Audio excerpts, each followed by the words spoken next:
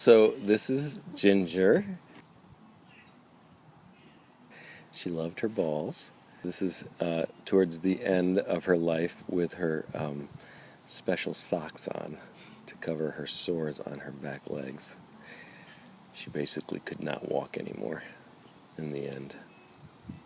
When she was really young, we used to have those plastic ball chuckers, and she'd go whipping out there, and she'd run it back, and she'd whip out there and run it back, and whip out there and run it back, and she'd do it over and over. And then if she got tired, she'd flop down on the grass.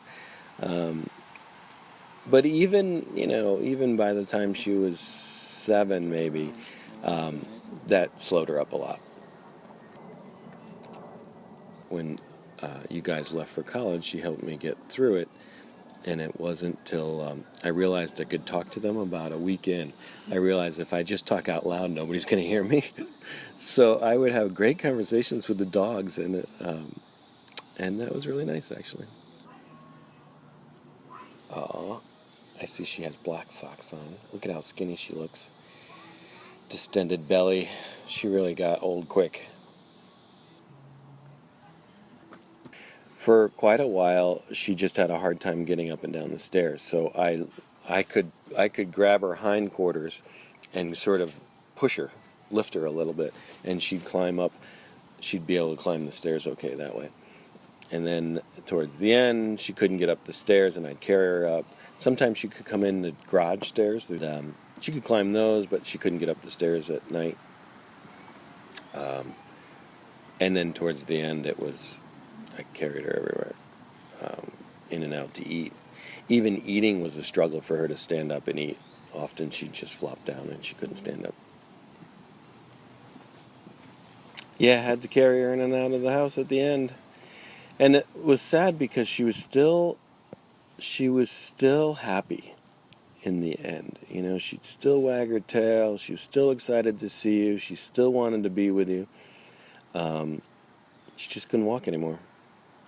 So then it's quality of life. She'd go out and she'd kind of take a few steps and pee, but you can't have a dog in the house that you have to carry back and forth. It's just not fair to her or us. It was sort of after work, and it was sort of routine, so I don't know if I had much thought other than, here's the appointment, had to get home, had to get the dog loaded, what did we need to take with us, that sort of thing, and bring her down. We knew it was going to happen. We knew it'd have to happen, and I'm a pretty rational guy, so it was a no-brainer that we'd have to go and do it at some point. So then it was just a matter of making the appointment. In my Google Calendar, I put what did I write? Ginger is entering eternal rest. Yeah, it was kind of hard to say goodbye. What do? You make sure that they know you love them, and this was probably the biggest struggle when dogs have organ failure, kidney failure, or obviously heart failure, something like that. I mean, they're bad, and it's time to put them down. The hardest one is when their organ failure is their legs, because they're healthy otherwise and happy, and that's the hardest ones to put down. She had no idea what was happening. I had read an article about putting dogs down, or any animal down, as they have no concept of the future or of death. So they have no idea that this is happening. So it's not something that is that they're feeling bad about. They're at the vet. She's probably nervous about being at the vet, but there was no, you know what I'm saying? There was no. She didn't have any idea what was about to happen. We did, and of course that carried all the emotion.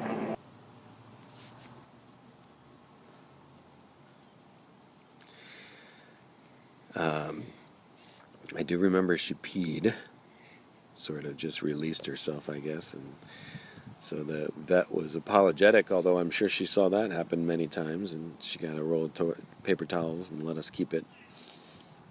And it was odd to have her head flop.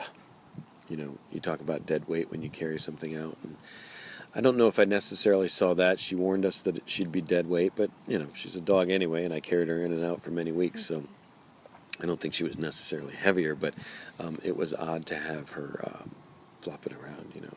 It's, she was lifeless.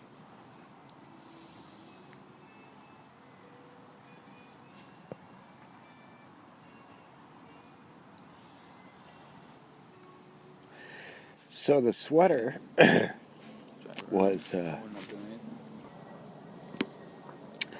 was my brother's, and it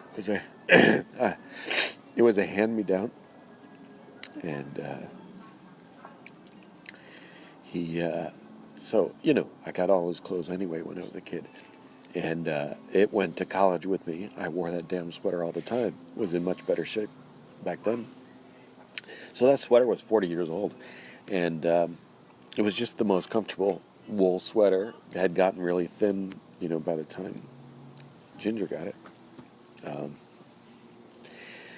There was a great picture of that my buddy Luis Diaz took of my mom and I at college.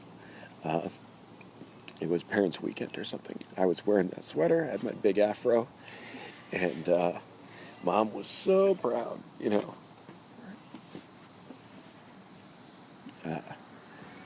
So I was kind of pictured. And we used to dress Ginger in clothes a lot. Often it was either it was because it was really cold out, or it was because we didn't want her chewing on something or eating something or whatever. But anyway, so it kind of made sense. I was going to throw out this sweater anyway, so it kind of made sense that she wore it into eternity.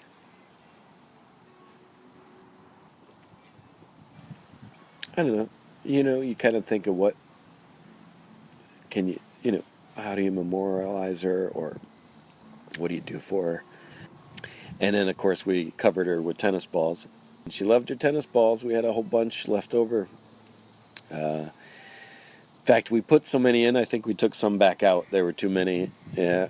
But she would have appreciated going to eternity with some tennis balls.